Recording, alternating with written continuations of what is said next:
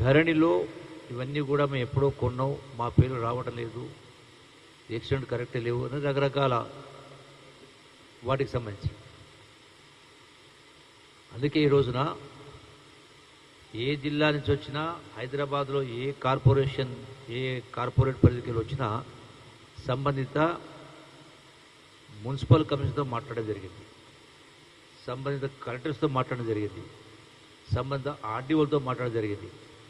అట్లాగే ration card సంబంధించి కూడా కొన్ని విజ్ఞాపనలు వచ్చినాయి. వాటికి సంబంధించి కూడా ఇటు సంబంధిత అధికారులు అంటే ఎంఆర్ఓ, ఆర్డీఓస్, కలెక్టర్స్తో కూడా మాట్లాడి వాళ్ళు ఇచ్చిన విజ్ఞాపన పత్రాల పైన ఎండార్స్మెంట్ చేయడమే కాకుండా వాళ్లకు ఆ సమస్య మొత్తం డీటెయిల్స్ కూడా పొందుపరిచి లెటర్స్ రాసి వాట్సాప్ ద్వారా పంపించి వాళ్ళ యొక్క సెల్ ఫోన్ నెంబర్ తీసుకొని మళ్ళీ వాళ్లకు కమ్యూనికేట్ చేసేటువంటి ఏర్పాటు చేస్తూ ఉన్నాం. అంటే వాళ్ళు సంతృప్తి పొందే విధంగా వాళ్ళ సమస్యల పరిష్కారం చేస్తూ ఉన్నాం. వాళ్ళు 100% సాటిస్ఫై అవుతూ ఉన్నారు. అంటే గతంలో ఎప్పుడు కూడా ఇట్లా లేదు అనేటువంటి పరిస్థితి ఈ యొక్క కాంగ్రెస్ ప్రభుత్వంలో చేసే ఏర్పాటు చేస్తూ ఉన్నాం. రెండవది ఇతర ఒక ల్యాండ్ అక్విజిషన్ కూడా ఇష్యూస్ వచ్చినాయి. 16 గుంటల ల్యాండ్ పోతే 2 ఎకరాల ల్యాండ్ రాసిందని సంబంధిత చీఫ్ ఇంజనీర్తో కూడా వాళ్ళ సమక్షంలోనే మాట్లాడడం జరిగింది. ఇట్లా ప్రతి అంశం పట్ల గ్రామాధికారి నుంచి రాష్ట్ర అధికారి దాకా మాట్లాడి వాళ్ళ సమస్య ప్రయత్నం చేసే కార్యక్రమం చేస్తూ ఉన్నాం. ఇది ఈ యొక్క ఈనాటి ముఖాముఖి యొక్క విశేషాలు. ఇంకా ఉన్నారు, వాళ్ళు కూడా మళ్ళీ కూడా వెళ్ళి వాళ్ళు తీసుకున్నట్టు ఏర్పాటు చేస్తాం.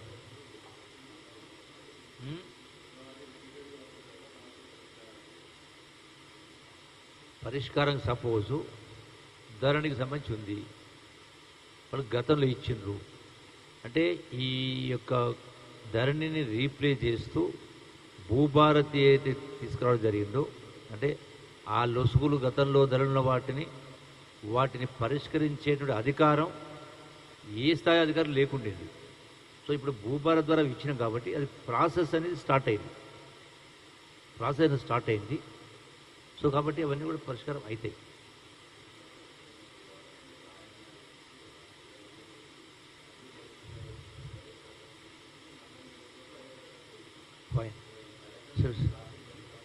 ఫైన్.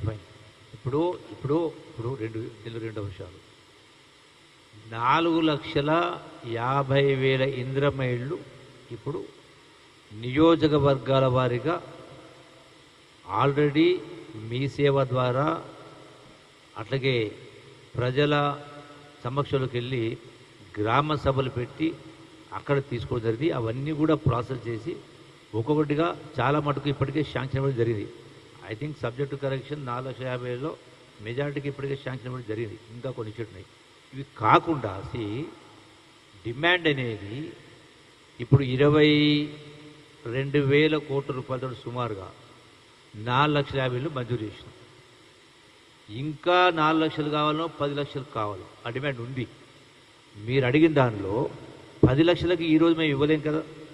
ఎందుకు ఈ పరిస్థితి వచ్చింది? గత ప్రభుత్వము ఊరించింది, నోరూరించింది, ఆశలు కల్పించింది. మీకు గతంలో ఇందిరమిల్లు అంటే పిట్టగూడలు ఎక్కువ ఉన్నాయి, మీకు డబుల్ బెడ్రూమ్ కట్టిస్తారు, 2 రూములు, ఒక హాలు, ఒక కిచెన్, ఒక టాయిలెట్, రకరకాలు చేస్తాం. అంతకుముందు వీళ్ళు బర్రెనాడ కట్టేయాలి, అల్లుడాడ పడుకోవాలి, బిడ్డాడ పడుకోవాలి అని చెప్పడం జరిగింది. అంటే గడిచిన 10 సంవత్సరాలు ఇవ్వని కారణంగా ఇవన్నీ పేరుకుపోయినాయి. అంతకుముందు కాంగ్రెస్ ప్రభుత్వంలో ఇవ్వడం జరిగింది, జనాభా పెరిగింది.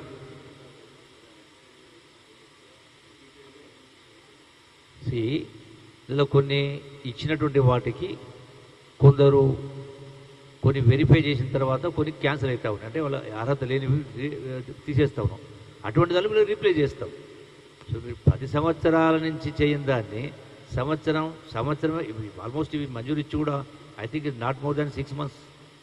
10 సంవత్సరాలు చేయని దాన్ని ఈరోజు మేము ఇచ్చిందని అప్రిషియేట్ చేయాలి కదా. అది ₹1, ₹2 కాదు కదా, 20,000 కోట్ల రూపాయలతో ఉంటే ఇష్యూస్ ఉంటాయి. జనాభా పెరుగుతూ ఉంది, డిమాండ్స్ ఉన్నాయి కాబట్టి డెఫినెట్గా ఇట్స్ ఎ కంటిన్యూస్ ప్రాసెస్. ఒక్క రోజులోనే మొత్తం పూర్తయ్యే కార్యక్రమం కాదు. మళ్ళీ నెక్స్ట్ ఫేజ్ ఇచ్చినప్పుడు నెక్స్ట్ ఫేజ్ ఇచ్చేటప్పుడు ఏర్పాటు చేస్తాం. Okay,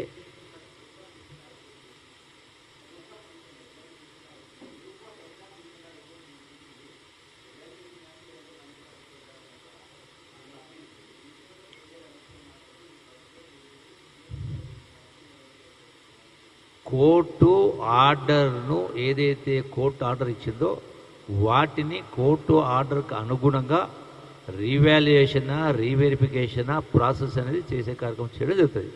so have to avoid by the law. Court ఇచ్చినప్పుడు మనం పాటించాలి కదా. ఎందుకు వచ్చింది మరి గ్రూప్ 1 ఎప్పుడు వచ్చేది ఉండే 10 సంవత్సరాల క్రితం. సో ఇవన్నీ చేస్తూ ఉన్నారు. Next anybody else?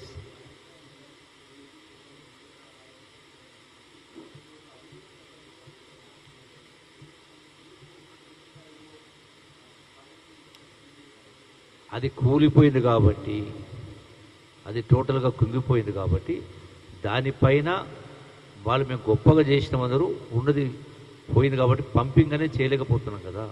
సో దానిపైనే విచారణకు ఇవ్వడం జరిగింది. ఆ విచారణ ప్రకారం గోల్స్ కమిషన్ రిపోర్ట్ ప్రకారం ముందుకెళ్ళే కార్యక్రమం జరుగుతూ ఉంది.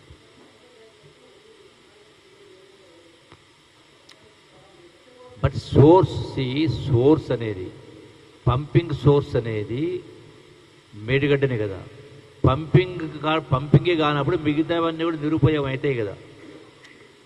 ఇప్పుడు పంపింగ్ అనేది మేడిగడ్డ కాడ పంపింగ్ కానప్పుడు మేడిగడ్డ అయినా సుందులైనా అన్నారమైనా అక్కడ వాటర్ రాదు కదా. మిగతా నెట్వర్క్ ఏదైనా ఉన్నా కూడా అంటే ఈ మేడిగడ్డ నుంచి కాళేశ్వరం నుంచి సోర్స్ వాటర్ తీసుకోకుండా కూడా గోదావరి వాటర్ నుంచి ఏదైతే